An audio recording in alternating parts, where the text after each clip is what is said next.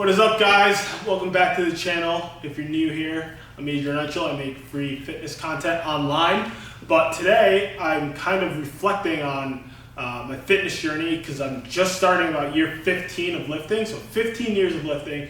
And someone actually asked me a question, which was, hey, if you were to kind of do this all over again, how could you get exactly where you are? How could you get there faster? How could you get there in 5 years, 3 years? Heck, if you have good genetics, how could you get there in 2 years? So I sat back and I actually thought about it. And I was like, that's a great thing. So I just want to jump in and kind of get into it.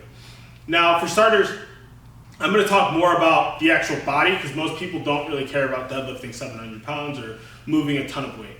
So to start, when it comes to the body and what you actually look like, I think the first thing is that you actually have to chase strength. Everybody thinks it's the other way around, that you just need to chase after the way you look in the mirror, but quite frankly, you need a baseline level of strength to kind of look a certain way. And to be able to complete the hypertrophy exercises well enough that you will make the adaptations to your actual physical changes.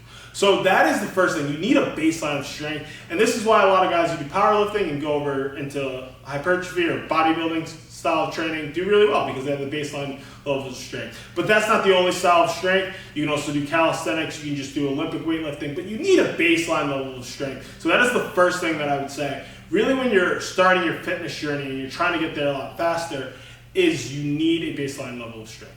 So the next thing that I would say that is very crucial is the actual information that you take online. If you're trying to get there faster or as fast as possible, you need to be very critical on who you listen to.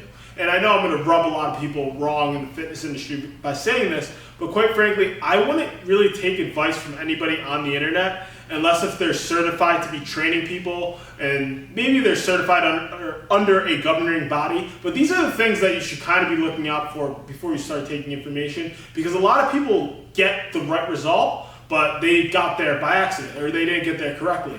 I can even speak about myself, for example. In college, I was, doing all these crazy lifts, 600 pounds, moving in the 650s, but it was only until recently when I had to actually become certified to train and teach and learn that I really understood things like periodization, things like nutrition, and understanding, how this all works together, because it's not just one thing that gets you there. It's a magnitude of things that will get you the end result. But the information that you're taking in. Hey guys, by the way, if you are still here in the video, please consider subscribing to the channel. It would mean a lot to me, and I would love to have you guys be a part of the family.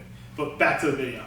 So the next thing I would also say that is very crucial is you need a lifting journal. A lifting journal is going to be there as your best friend, right? Like, your lifting journal is going to be so crucial to your lifting journey because you can write down the weights that you used in the past. You can write down the workouts that you did. You can also just take mental notes of what is working. That's one of the biggest things in fitness is understanding that, everybody's body is a little bit different, but there are obviously general trends that you kind of will follow and adhere to.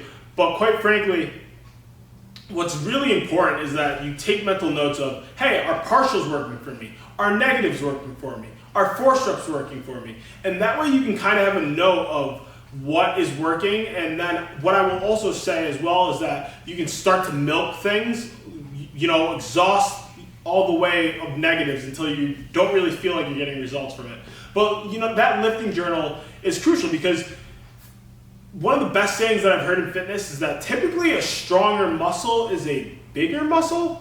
Now that does get a little bit weird with powerlifting because you'll see guys who weigh 180 pounds that can deadlift 700 pounds, right? Where it's they don't even look that big, but they're really strong. But for hypertrophy training, typically the stronger you are, the better results you're gonna have. So that lifting journal can be very crucial so you can track yourself and see that you're beating yourself in your previous record. Another thing that I would also say to getting there faster is I think most people should kind of be aware of cutting and bulking. In my personal opinion, I think you just need to be in a little bit of a surplus. I don't think you really need to bulk because Frank Zane, he won the 3-time Olympia, and he said every time you bulk, you actually are losing time to get back in shape.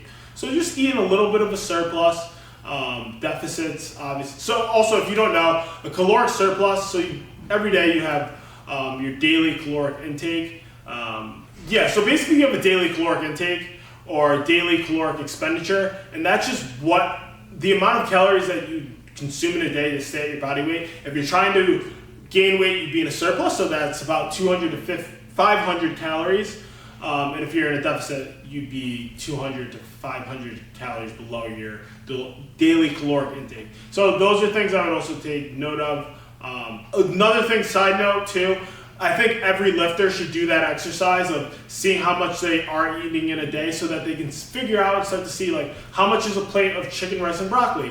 How much is a plate of, I don't know, how much is my favorite snack? Like how many calories are in my favorite snack? So that you can start to, gauge how much you're eating. There's one more thing on this list that I think can help a person get to their end goal faster. And this is something called the X Factor. The X Factor is something that everybody has, but quite frankly, not, excuse me. The X Factor is something everybody has, but not everybody can tap into.